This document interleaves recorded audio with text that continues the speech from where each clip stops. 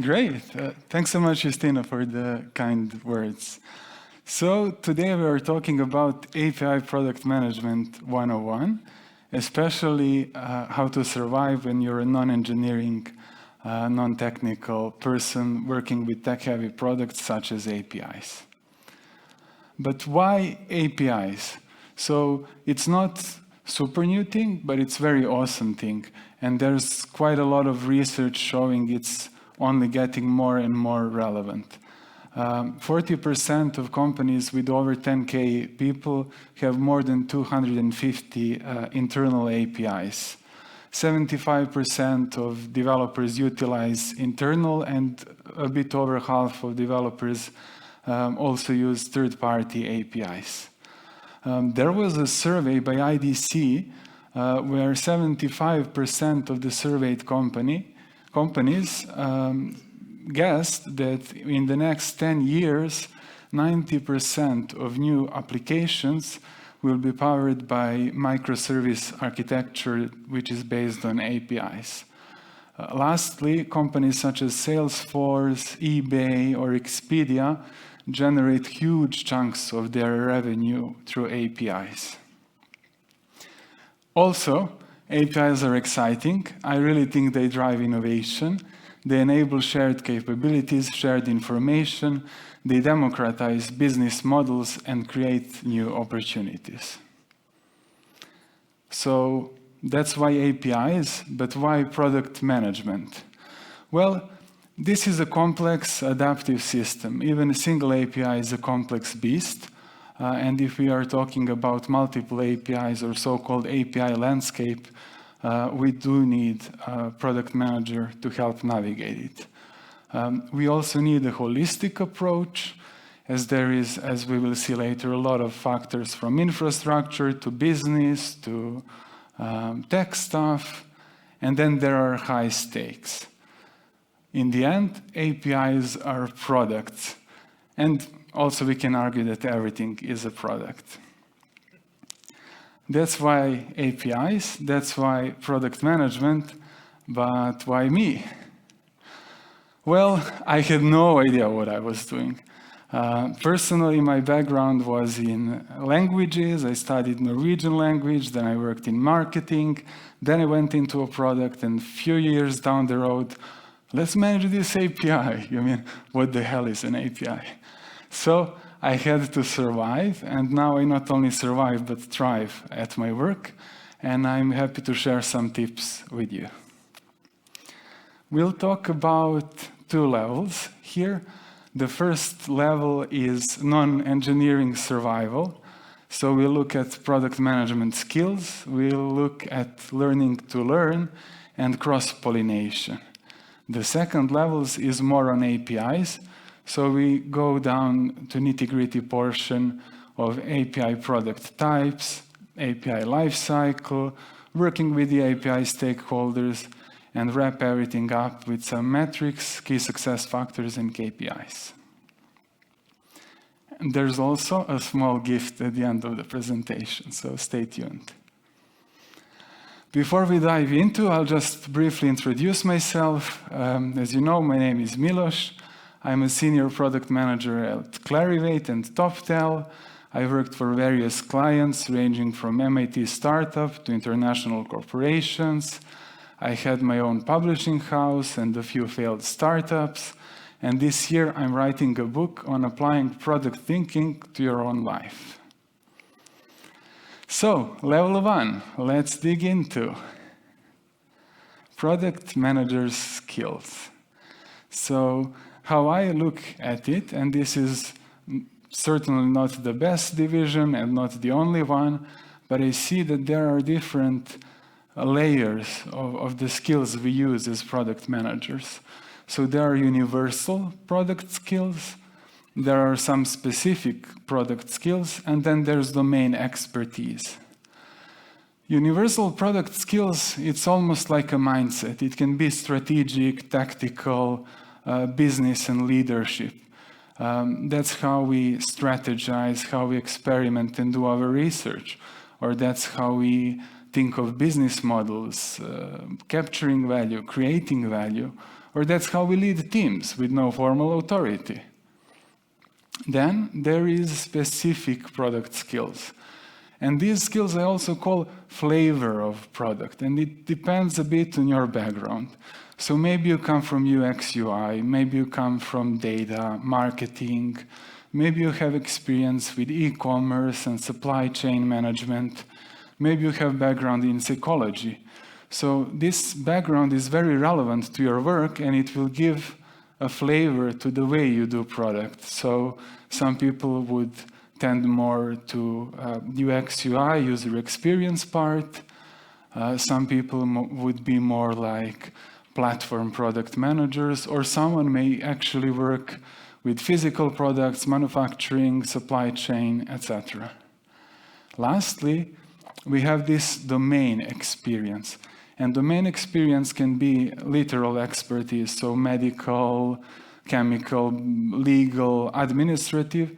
And in terms of API, it could be engineering and development experience. It would be useful, but as we will see today, it's not necessary. So when you look at these three categories, what do you think would be the most important one at your work? Well, someone much smarter than me, Marty Kagan, said two things on this topic. So the first one is that hiring a good product manager with sharp learning skills is better than hiring exclusively for domain expertise. It's from his famous book, Empowered. And the second one was that about 80% of the skills and talents of a PM are applicable across the board. So if we go back, those are the universal product skills that you can apply across different domains and industries and products you work on. This means that domain experience certainly is valuable. A good understanding and fundamental PM principles are essential, and good professional should be able to quickly understand and enter any new domain and apply their existing skills to it. Great news is that learning is a skill like any other skill, so we can learn to learn. And for that, I have two concrete tips or exercises. One is Feynman technique, another one is called deep dives. Feynman technique was done by Richard Feynman, a very interesting person. And the second one is done by me, maybe less interesting, but I think the technique is nice. So Richard Feynman was maybe one of the most brilliant physicists in the 20th century, Nobel-winning, worked on Manhattan Project, worked in space shuttle industry as well, but he was also a multifaceted individual. He was a writer, drummer, musician, and he liked to learn stuff. So his technique is based on the difference between understanding and just knowing the name. Basically, if we know a name of a new concept, it does not mean that we actually understand it. So how do we understand new concepts? It's relatively easy, it's common sense, but it's super powerful, and we oftentimes forget to do it. First, we identify a new concept, then we explain it as if we would explain it to a child, then we review it and simplify, rinse and repeat, rinse and repeat. In the example of API, we could literally talk about a telephone. So if you want to talk to your friend, there needs to be some sort of system, how you can exchange information. And this system would be API. And then you have some procedures, and you have some keywords, and some security and passwords. Maybe you have a secret code, so your friend knows that you are on the next end of the line. Or we don't need to go that far. We could just explain basically that it's a system enabling two programs or two systems to exchange information, following certain rules and standards and procedures. And this helped me a lot personally, because just hearing API at work and everyone just assuming we all know and share the same understanding of what it is, didn't work out for me. So nowadays, whenever I find a new concept, I do the exercise. You can literally write it down on a piece of paper or a document, and with time, you can also do it just mentally in your head. The next step is deep dives, and it has two parts. The first part is becoming an intensive user. The second part is becoming a subject matter expert. Of course, becoming an expert takes years and years, so that's why there's quotation marks, but you should literally pretend as if you were an expert in the field and learn.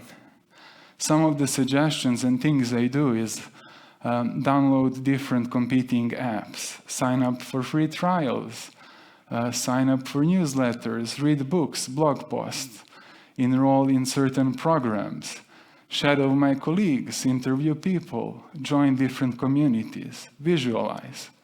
Once I was working on a module for enterprise resource planning software, which was accounting.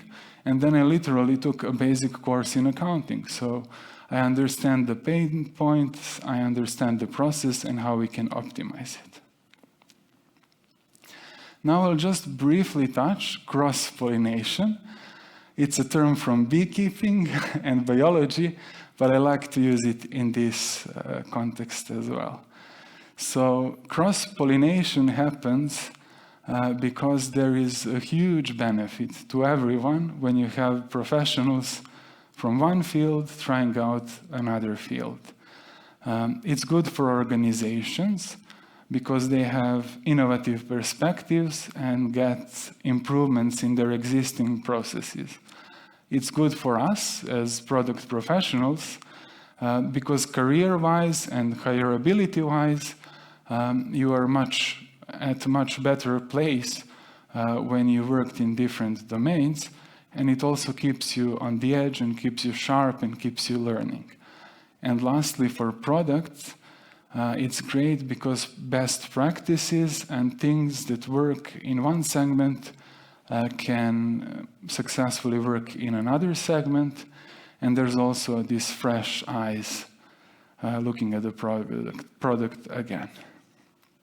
Example for that is gamification. So gamification is something that we are all familiar with now, but it's actually started in gaming.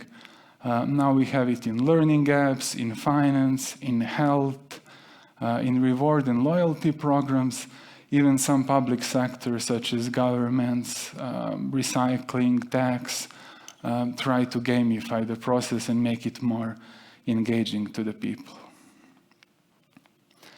That's about level 1, and now we go into level 2. How all of this relates to APIs, what the hell are APIs, and what do we do there? So first, we'll discuss about API product types. We can have different categories. So one way to divide APIs is based on the access. So it could be public, open to everyone. It could be partner, open to some people, or it could be internal, so just for an organization. It's crazy when I was doing a research how many open APIs or public APIs exist. One example here is NASA. They have a dozen of public APIs, and you could literally have a game or app that plays with information about near-Earth objects and asteroids. And you don't even need to sign up. It's totally like public. Then you have partner APIs. For instance, Amazon could provide API for partners in terms of sales information, warehouse, fulfillment centers, etc. Or you could have an internal API. So personally, I work on an internal API because the company I work at now owns multiple products and we want to share different capabilities across the organization's portfolio. Then we have API types by user segments. And that's the usual alphabet soup, literally business to business, business to consumer, business to consumer, government to business, business to government, etc. So it's only focused on the end user, and there are a lot of examples for all different Bs and Cs and Gs. Then we have API types by technology, and that's a bit tricky part for me personally, as I'm not an engineer, but the most famous type is REST API, or so-called RESTful API, where we have client apps that are using HTTP requests to call a server and then manipulate information on the database.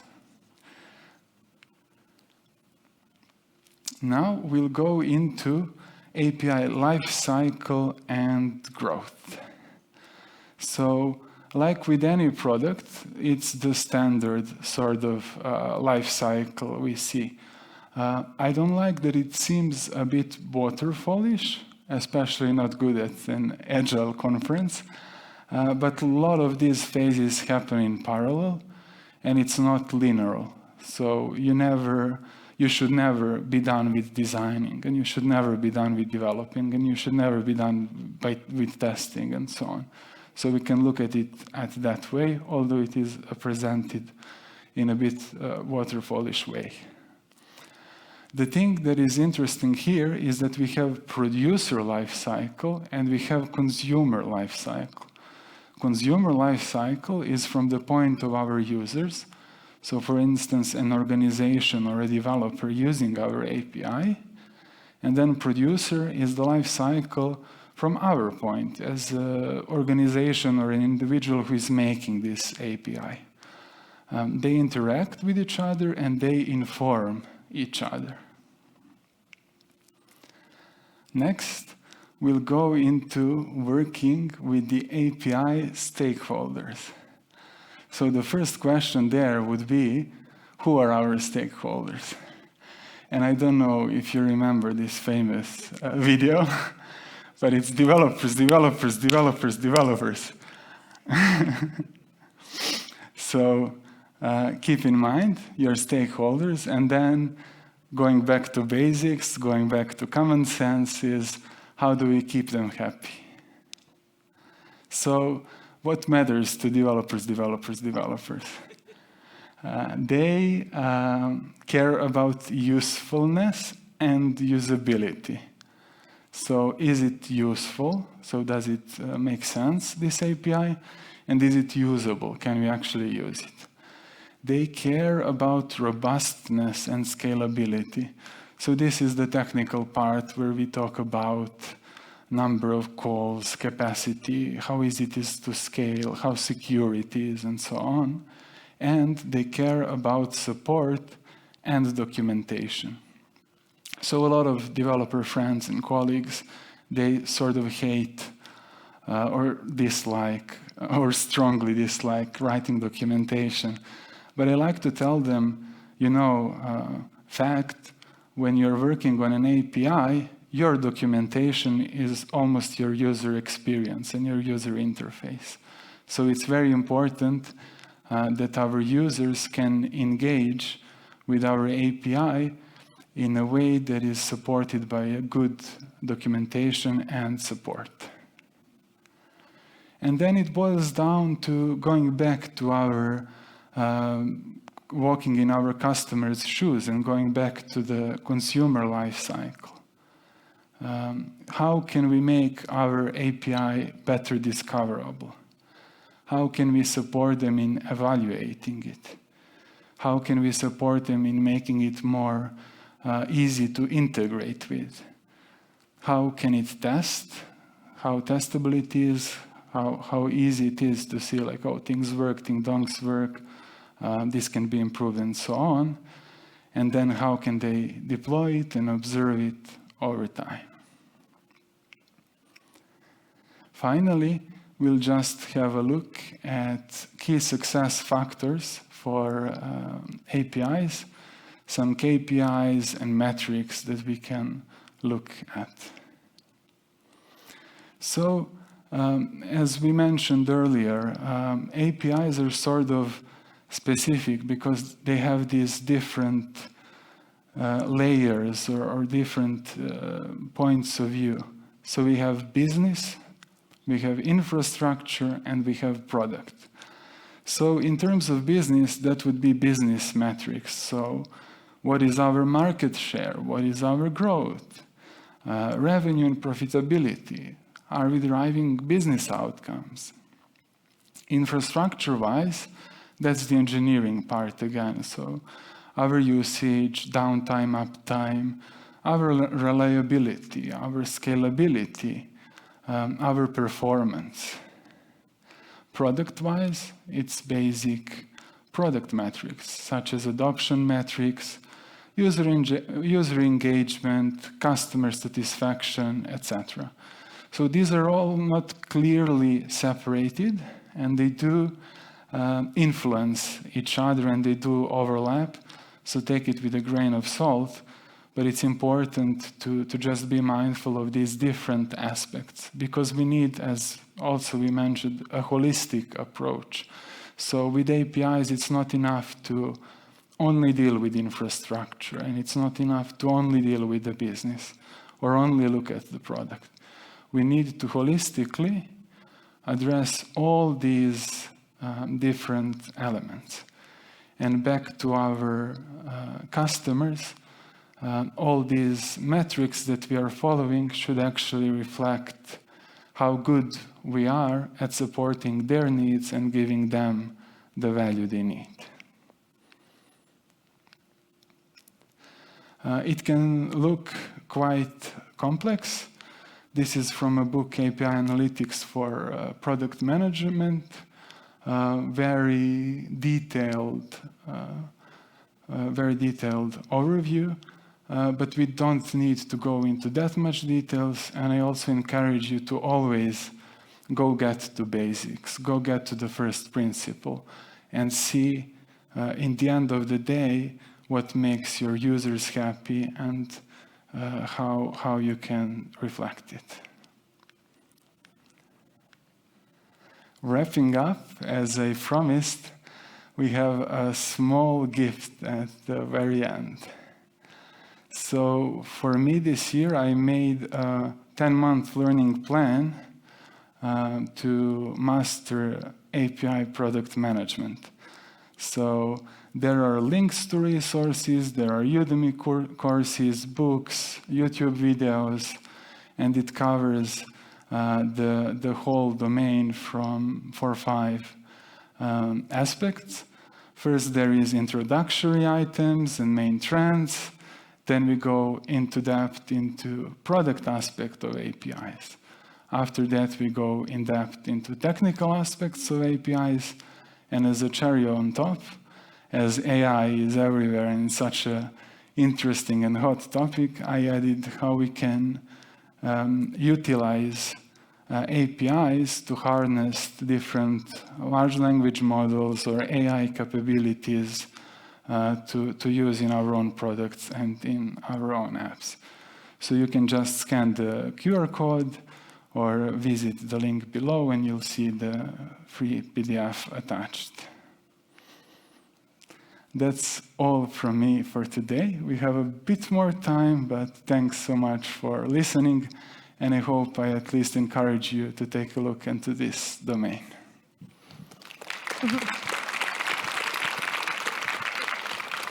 Thank you.